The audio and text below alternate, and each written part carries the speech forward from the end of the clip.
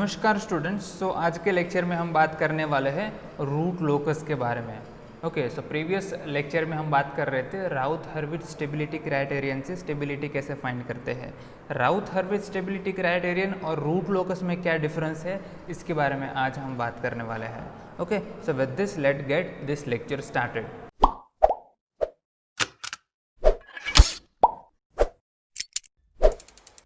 आज के लेक्चर में बेसिकली हम इंट्रोडक्शन करेंगे कि what is root locus, angle and magnitude condition will be covered in next lecture, और construction of root locus will be covered in next to next lecture, and then we are going to solve the examples of root locus.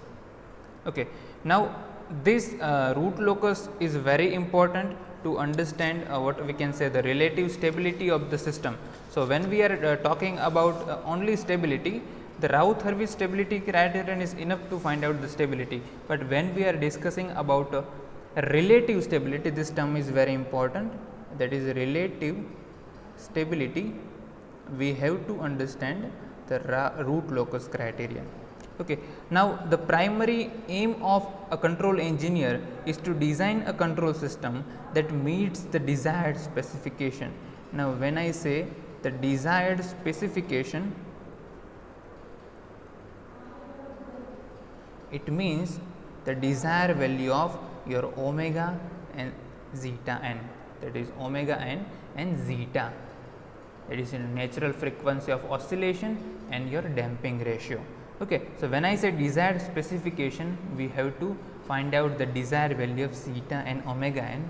In such a way our system is more stable, because always stability is a necessary point as far as the control system is concerned. So always a control engineer is aim is to design a system that it is more stable.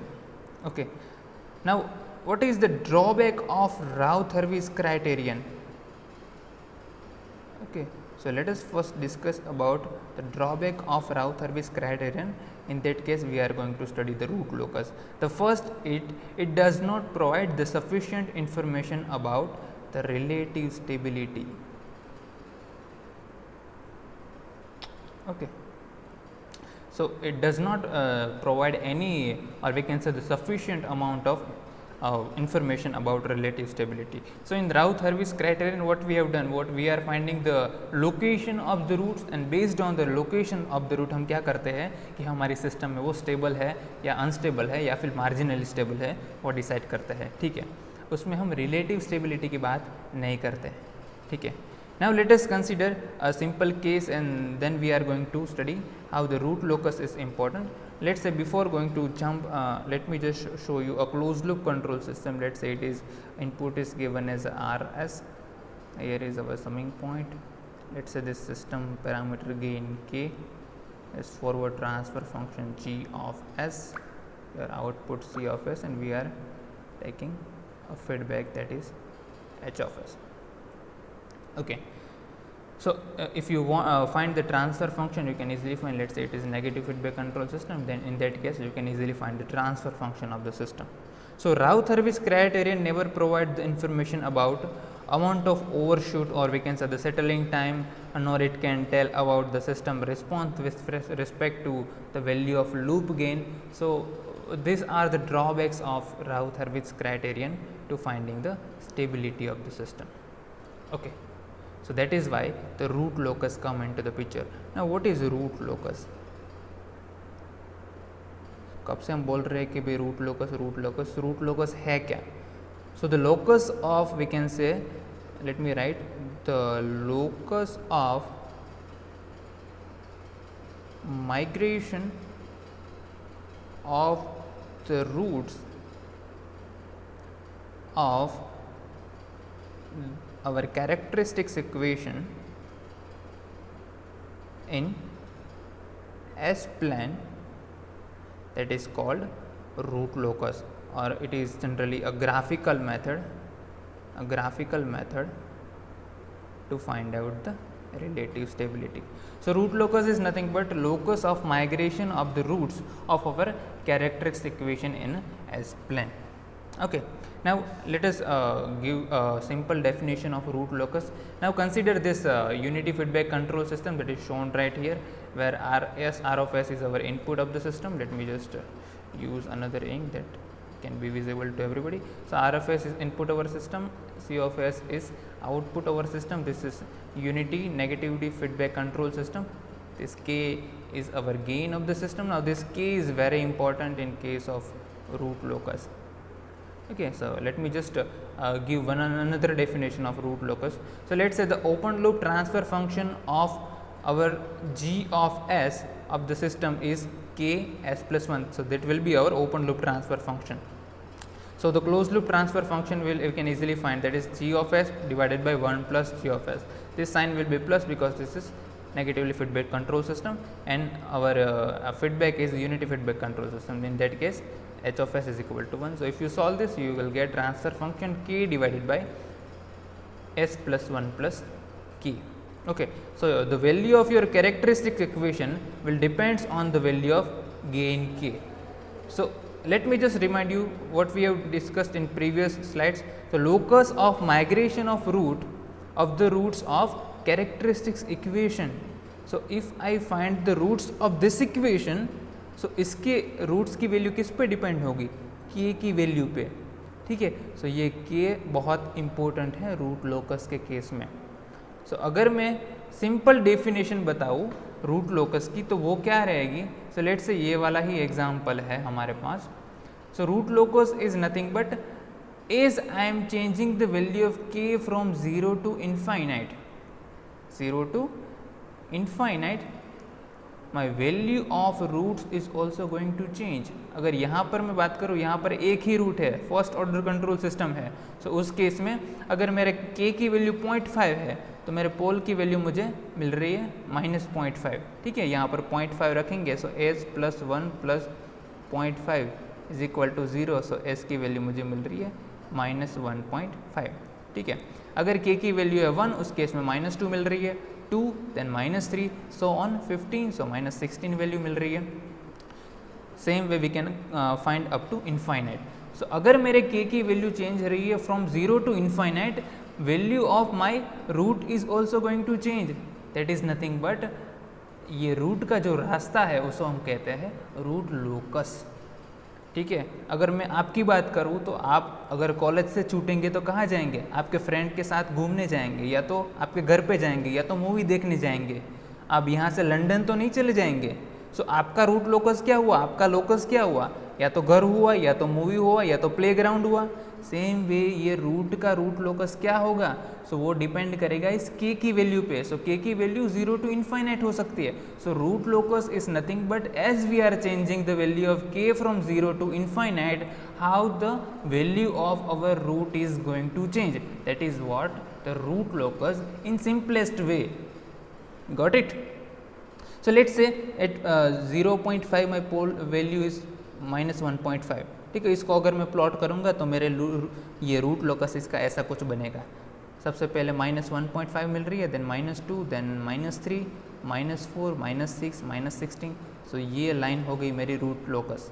ठीक है, इस line में मेरे root जाएंगे, वो यहाँ पर नहीं जाएंगे, वो यहाँ पर भी नहीं जाएंगे. ठीक है, आप लंदन नहीं जाएंगे, आप न्यूयॉर्क नहीं जाएंगे, लेकिन आप कहाँ जाएंगे, आपके घर जाएंगे, ग्राउंड जाएंगे, या फिर मूवी देखने जाएंगे. ठीक है, सो ये हो गया आपका रूट लोकस. ठीक है, ये सिंपल डेफिनेशन है. आपको मैं अब बाद में बताता हूँ कि लेट्स से ये तो फर्स्ट ऑर्डर कंट्रोल सिस्टम है तो बहुत इजी है. कॉम्प्लेक्सिटी बढ़ेगी जब सिस्टम का ऑर्डर बढ़ेगा. ठीक है, let us take one simple example. Let us say हमारे पास open loop transfer function g of s की वैल्यू है 1 divided by s s plus a. ठीक है, ये हमारे पास ओपन लूप ट्रांसफर फंक्शन है और हमारी सिस्टम है वो है यूनिटी फीडबैक कंट्रोल सिस्टम.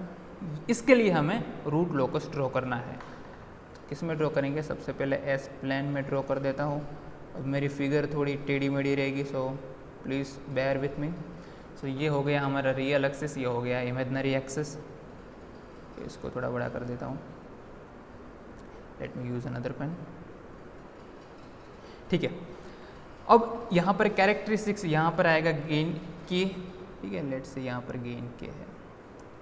सो कैरेक्टरिस्टिक्स इक्वेशन अगर मैं फाइंड करूँ तो आप इजीली कर सकते हैं। कैरेक्टरिस्टिक इक्वेशन बनेगा हमारा 1 plus G S H S is equal to 0। So यहाँ पर आप फाइंड करेंगे तो आपको मिलेगा S square plus A S plus K is equal to 0। अब इसमें मैं नहीं घुस रहा हूँ कि आप कैसे फाइंड कर सकते हैं कैरेक्टरिस्टिक इक्वेशन क्या है, ये सब हमने पहले भी कर दिया है, ठीक है। मुझे अभी फाइंड करना है कि रूट लोकस इसका हम कैसे ड्रॉ कर सकते हैं। तो कैरेक्टरिस्टिक इक्वेशन ये मिलेगा। इसके अगर मैं रूट्स फाइंड करूँ तो रूट की वैल्यू मुझे 2 मिलेगी, क्योंकि ये सेकंड ऑर्डर कंट्रोल सिस्टम है। तो ये 2 वैल्यू मुझे क्या मिलेगी, ये मिलेगी माइनस ए प्लस और minus square root of A square minus 4k divided by 2। ये मुझे 2 वैल्यू मिलेगी, ठीक है। अब मैंने बताया है कि रूट लोकस क्या है कि भाई k की वैल्यू मेरी 0 से इनफाइनाइट चेंज होती है, तब मेरे s1 और s2 की वैल्यू कैसे चेंज होती है, उसका जो लोकस है उसे मैं कहता हूँ root locus. Okay, let's say my value a is greater than 0 और k is also greater than 0। In that case क्या होगा, अब यहाँ पे देखिए नेगेटिव साइन है, यहाँ पर नेगेटिव साइन है, मतलब मुझे जो रूट मिल रही है वो कहाँ मिलेगी, लेफ्ट हैंड साइड पे। तो राउथ हर्विट्ज की मदद से हमने देखा था लेफ्ट हैंड साइड पे रूट मिल रही है, उसका मतलब क्या हुआ, हमारी सिस्टम स्टेबल है। So when a and k is greater than 0, so always my system will be stable. ये आपको याद रखना है।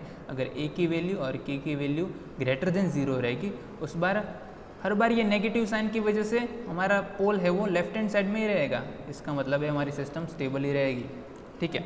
अब 2-3 केस के बारे में हमें बात करना पड़ेगा। यहाँ पर k की वैल्यू कैसे वेरी होती है, उसके अकॉर्डिंगली हमारे रूट की वैल्यू कैसे वेरी करेंगे।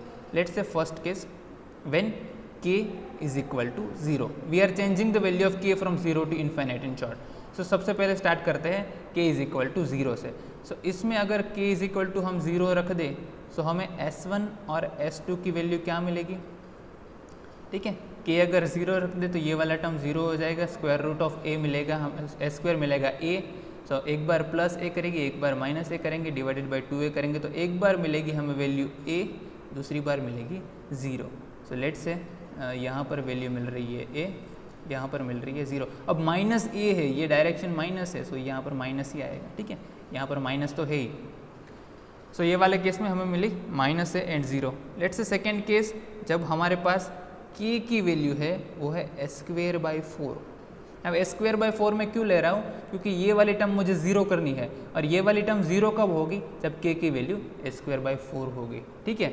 मैं आर्बिट्ररी वैल्यू नहीं ले रहा हूँ, यहाँ पर इसको मुझे 0 करना है, ठीक है। तब मैं बताता हूँ कि ये वाली टर्म अगर 0 हो गई तो अब हमारे पास क्या रहेगा, जो वैल्यू मिलेगी वो s1 और s2 की वैल्यू क्या मिलेगी, ये term s square by 4, so 4 cancel, s square minus s square is equal to 0। So उस केस में s1 और s2 दोनों की वैल्यू मुझे मिलेगी minus a by 2 somewhere around here, ठीक है। और तीसरा लास्ट केस, k की वैल्यू होगी greater than a square by 4, और we can say greater than और equal to a square by 4। इस केस में क्या होगा, अगर greater than a square by 4 value है k की, इसका मतलब ये अगर मैं यहाँ पर रख दूँ तो क्या मिलेगा, ये वैल्यू मुझे ग्रेटर देन मिलेगी इससे, इसका मतलब सब्सट्रैक्शन करूँगा तो ये वैल्यू मुझे नेगेटिव मिलेगी, और नेगेटिव वैल्यू का अगर मैं स्क्वायर रूट करूँगा तो मुझे इमेजिनरी वैल्यू मिलेगी। अगर इमेजिनरी वैल्यू को यहाँ पर ऐड करूँगा तो नेगेटिव वैल्यू ही मिलेगी, लेकिन इमेजिनरी मिलेगी, ये कुछ ऐसा मिलेगा मुझे, okay. Minus a plus J B type का सब कुछ मिलेगा, इमेजिनरी वैल्यू यहाँ पर ऐड होगी, ठीक है। सो लेट्स से वो इमेजिनरी वैल्यू है वो, अब इसको अगर मैं बढ़ाता हूँ सो इमेजिनरी वैल्यू मुझे मिलती रहेगी। सो ये मिलेगी मुझे इस वाली लाइन पे, ओके। और ये कॉम्प्लेक्स कॉन्जुगेट है, अगर प्लस वैल्यू मिलेगी तो माइनस वैल्यू भी उस टाइम मुझे मिलेगी ही मिलेगी। तो मैं बोल रहा हूँ कि अगर ये मेरे दोनों रूट है, उसके लोकस मुझे कैसे मिल रहे हैं यहाँ पर। Let me use another pen. सबसे पहले यहाँ पर थे हम when k is equal to 0, यहाँ पर भी थे k is equal to 0, k is equal to s square by 4 पे यहाँ पर आ गए, और जब वैल्यू बढ़ रही है k की तो इस डायरेक्शन में हम आगे बढ़ रहे हैं। इसका मतलब ये हुआ कि अगर 0 से s स्क्वायर बाई 4 जाते हैं तो ये डायरेक्शन हमें मिल रही थी, ये डायरेक्शन, देन ये डायरेक्शन में हमें रूट गया, ये वाला रूट है वो इस डायरेक्शन में पहले बढ़ा k से s²/4 तक, देन ये डायरेक्शन में आगे चला गया, तो ये रूट यहाँ से यहाँ गया और ये रूट यहाँ से यहाँ गया। ये हो गया इस ट्रांसफ़र फंक्शन के लिए इसका रूट लोकस। सो ये पहला रूट है, ये और दूसरा रूट है, ये दोनों इसी तरह ट्रैवल करेंगे। ठीक है, यहाँ पर भी आप देख सकते हैं s की वैल्यू है 0, सो ये पहला रूट मिल गया, s की वैल्यू है -a, सो ये दूसरा रूट मिल गया। तो ये रूट k की वैल्यू 0 से लेके इनफाइनाइट तक, तो ये वैल्यू यहाँ से जाएगी, ये यहाँ तक जाएगा। सो ये हो गया एग्जाम्पल की मदद से हमने रूट लोकस फाइंड किया है। लेकिन ये तो सेकेंड ऑर्डर कंट्रोल सिस्टम है, इसके लिए हम इजीली कर सकते हैं। लेट्स से हमारे पास 6th ऑर्डर कंट्रोल सिस्टम है, सो क्या हम 6 रूट कैलकुलेट करने बैठेंगे? नहीं करने बैठेंगे। So we have to apply some procedure to find out the root locus. Now again what is root locus? So root locus is the path of the roots of the characteristics equation traced out in a S-plane as the system parameters varies from 0 to infinite. The system parameter is your gain k, is varies from 0 to infinite, and we are tracing out the value of your roots in S-plane. Okay, that is what your root locus is. I hope आपको समझ में आ गया है कि root locus क्या है। इसको कैसे फाइंड करते हैं वो आगे हम प्रोसीजर फाइंड करेंगे तब बताएंगे, लेकिन इस पॉइंट तक आपको समझ में आ गया होगा कि रूट लोकस है क्या। Now how to sketch root locus? Now one way is to compute the root locus of characteristics equation for all possible value of K. ये हमने पहले किया है। ये एक तरीका है फाइंड करने का कि अगर k की डिफरेंट वैल्यू के लिए हम फाइंड करेंगे रूट की वैल्यू और ड्रॉ करेंगे। ठीक है, ये हमने एग्जाम्पल में भी अभी किया। दूसरी मेथड क्या है? Computing the roots of all value of k when system has higher order system. In that case we can not able to find out the value of pole easily. Okay, so this method that is we are discussing right here is no more important, okay, for higher order control system. So what we can do? So finding the root of the characteristic equation of degree that is higher than 3 is laborious and we need a computer solution. So a simple method for finding the roots of characteristic equation has been developed by W.R. Evans. He has developed the algorithm for finding the root locus, and that is extensively used in a control system, and that method is known as root locus method. Is one which the root of characteristics equation are plotted for all the values of system parameter k. Okay, so how we can find the construction of root locus, that we are going to understand. Now let us try to understand one another fundamental. Let's say we are having a second order control system. So we know what is the generalized transfer function of second order control system. वो क्या रहेगा? Omega N square S square plus 2 zeta omega N S plus omega N square. ठीक है, ये रहेगा हमारा। अब different value of zeta के लिए हमारा सिस्टम है वो under damped, over damped, critically damped और अनडैम्प्ड रहेगा। अगर 0 है तो अनडैम्प्ड है, अगर 1 है तो क्रिटिकली डैम्प्ड है, और लेस देन ये होगा तो हमारा रहेगा अंडर डैम्प्ड, और जीटा ग्रेटर देन 1 है तो हमारा रहेगा ओवर डैम्प्ड सिस्टम। ठीक है, अगर ये कैरेक्टरिस्टिक्स हमारे पास है इक्वेशन, इसके रूट्स की वैल्यू अगर मैं फाइंड करूँ, सो ये मैंने पहले भी बताया है कि इसकी रूट की वैल्यू क्या मिलेगी। ठीक है, अगर मैं यहाँ पर इक्वेशन है वो सॉल्व करना नहीं चाहता, लेकिन आप सबको पता है वो क्या था, minus zeta omega N plus और minus omega N under root 1 minus zeta square, ये वैल्यू मुझे मिल रही थी S1 और S2 की। ठीक है, सो ये हो गया हमारा रियल पार्ट और ये हो गया हमारा इमेजिनरी पार्ट, यहाँ पर जे आएगा। तो जीटा ओमेगा एन को मैंने एक्स एक्सिस पर यहाँ पर ड्रॉ किया है, आपको पता है, और जे ओमेगा एन 1 माइनस जीटा इसको मैंने वाई एक्सिस पर प्लॉट करूँगा तो मुझे S1 और S2 दो पॉइंट मिलेंगे, वो है दिस S1 दिस S2। ठीक है, let's say this S1 this S2। Axis एक्सिस पर minus zeta omega N, Y axis पर J omega N 1 minus zeta square, and that rule will be complex conjugate. So यहाँ पर जो मिलेगा उसकी मिरर इमेज मुझे यहाँ पर मिलेगी। ठीक है, अब इसको भूल जाइए अभी थोड़ी देर के लिए। Let's say this is theta, the angle between this and this is theta.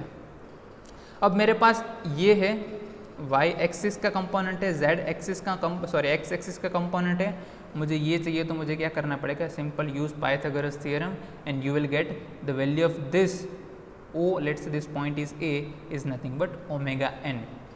ठीक है, अब हमारे पास ये है, so simple if we want to find the value of cos theta, so ये लेट्स से ये थीटा है, सो cos थीटा क्या रहेगा हमारा, वो रहेगा zeta omega n divided by this, it is also omega n, so omega n will be cancelled, so cos theta is equal to zeta, so zeta is nothing but cos inverse theta, okay, theta is nothing but theta is nothing but cos inverse zeta, जो यहाँ पर हमने लिखा है, okay, theta is nothing but cos inverse zeta।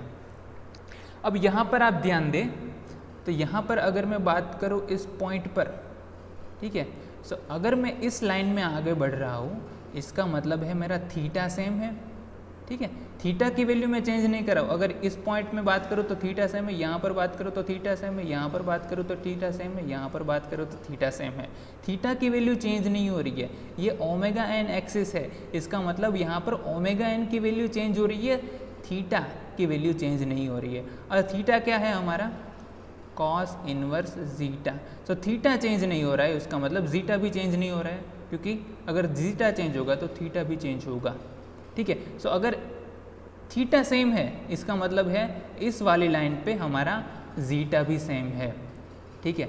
इसका मतलब अगर मैं प्लॉट करूँ यहाँ पर, ध्यान रखिए ये बहुत इंपॉर्टेंट फंडा है, यहाँ पर ये लाइन में ड्रॉ करूँ तो यहाँ पर जीटा की वैल्यू सेम रहेगी, सेम ये वाली लाइन ड्रॉ करूँ तो यहाँ पर भी जीटा की वैल्यू सेम रहेगी, यहाँ पर भी जीटा की वैल्यू सेम रहेगी, यहाँ पर भी जीटा की वैल्यू सेम रहेगी, ठीक है।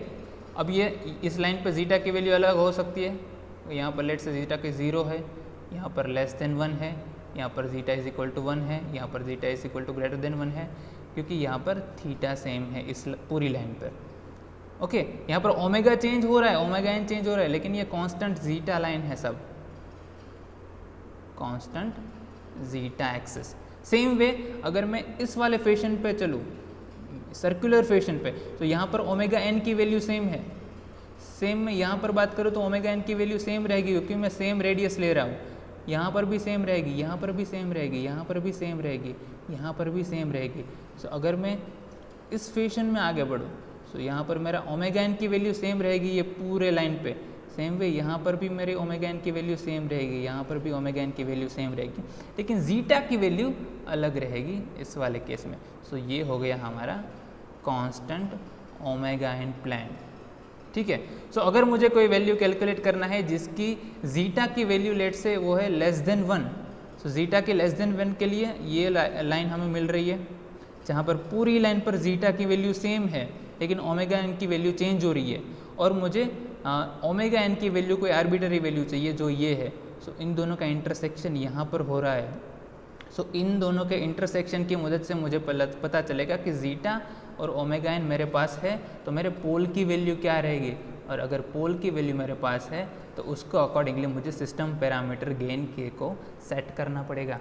सो as a control engineer always we are interested to find the value of K, in that case we can find the desired specification zeta and omega N. अगर मेरे पास जीटा एंड ओमेगा एन है तो मैं M P की value calculate कर सकता हूँ, T S T P, okay, settling time, ये सब वैल्यू मैं कैलकुलेट कर सकता हूँ, डिले टाइम हो, तो मेरे पास जीटा और ओमेगा एन की डिजायर्ड वैल्यू में मैं ये सब डिजायर्ड स्पेसिफिकेशन की वैल्यू है वो फाइंड कर सकता हूँ। तो अगर मेरे पास डिजायर्ड स्पेसिफिकेशन है कि मुझे इतनी एमपी चाहिए, इतना टीएस चाहिए, इतना टीडी चाहिए, इतना टीपी चाहिए, उसके अकॉर्डिंगली मैं जीटा और ओमेगा एन की वैल्यू सेट करूँगा, और उसके अकॉर्डिंगली मुझे गेन पैरामीटर के की वैल्यू मिलेगी, ठीक है। ये बात की हमने सेकेंड ऑर्डर कंट्रोल सिस्टम के लिए। So it is very important that whenever we are going to design any system, the relative stability is important, and that is why the root locus is very important. Okay, so यहाँ तक हम रखते हैं, जब next lecture में मिलेंगे so root locus की angle और मैग्नीट्यूड कंडीशन है उसको समझेंगे ये क्या है, और जब हम रूट लोकस ड्रॉ करते हैं सो एंगल और magnitude condition it is very important, so we have to keep angle and magnitude condition in mind. So, what is that and how we can find this, that we are going to study in next lecture. Thank you so much.